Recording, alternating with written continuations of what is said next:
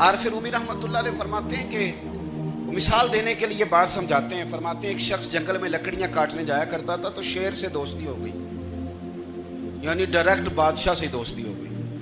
اور بادشاہ بھی وہ جو جنگل کا بادشاہ ہے, جنگل کے بادشاہ سے دوستی ہو گئی. اب وہ لکڑہارا غریب آدمی تھا, لکڑیاں تو کاٹنی ہوتی تھی. تو وہ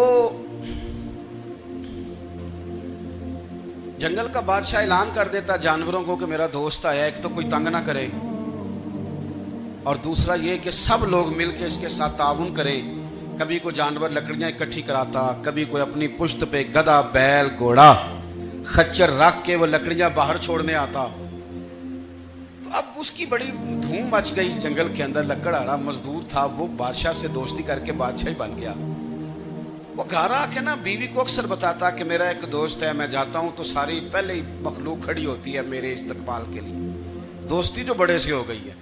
بنا ہے شاہ کا مصاحب تو پھر یہ ہے اتراتا, وگرنہ شہر میں غالب کی آبرو کیا ہے.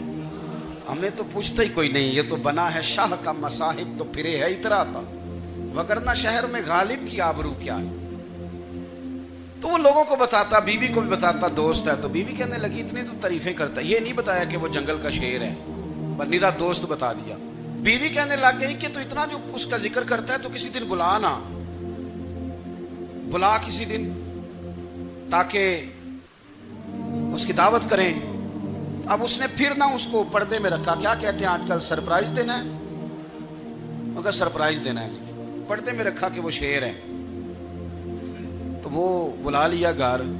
اب اس کے لیے کچا گوشت, ظاہر ہے شیر نے کچا گوشت دکھانا تھا. وہ کہنے لگی پکانا کس طرح کا ہے. وہ کہنے لگا جب وہ آئے گا پھر بتاؤں گا. اب وہ کچا گوشت 2-3 بکرے ذبح کر کے ڈال دیے. وہ آ گیا شیر.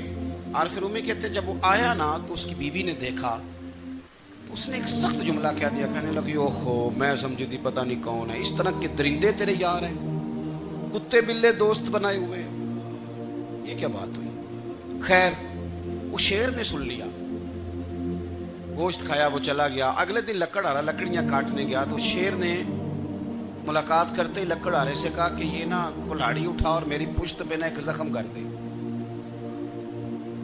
اس نے کہا نہیں میں یہ کام نہیں کرتا, تو میرا دوست ہے. اس نے کہا سن بھائی, میں نے پیار سے کہا ہے تو مان جا, ورنہ میں ہوں شیر, میں نے تجھ سے منوا ہی لینا ہے, میں کوئی تکلیف دوں گا مناسب نہیں, تو کر.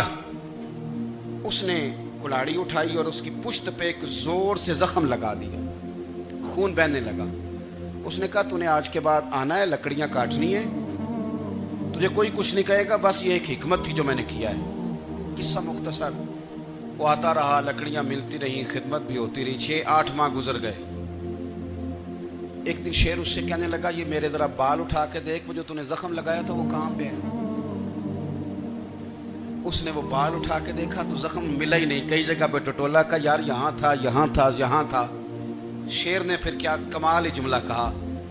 اس نے کہا کہ وہ جو کلاڑی کا زخم تو نے لگایا تھا نا وہ مکمل ہو گیا, لیکن تیری بیوی کا جو لہجہ تھا اور اس کی جو تلخی تھی وہ آج تک میرے ذہن میں موجود ہے. وہ ابھی بھی مجھے تکلیف دیتی ہے. وہ بات سوچتا ہوں مجھے اس نے درندہ کہا, اس نے میرے بارے میں اتنے کچے اور کمزور اور سخت جملے کہے, تو وہ بات مجھے بھولتی, وہ آج بھی میرے ذہن میں اسی طرح گونجتی ہے. تلخ جملے جو اس نے کہے اور خوفناک جو انداز اس نے اختیار کیا, وہ بات مجھے کبھی بھی بھولتی. تو آپ کے لفظ لوگوں کو بھول جاتے ہیں, پر لہجہ یاد رہتا ہے اگر ہم اپنے لہجے پر تھوڑی توجہ ہی کر لیں. کچھ لوگ کہتے ہیں جی میرا جی روٹین ہی یہ ہے بات کرنے کی.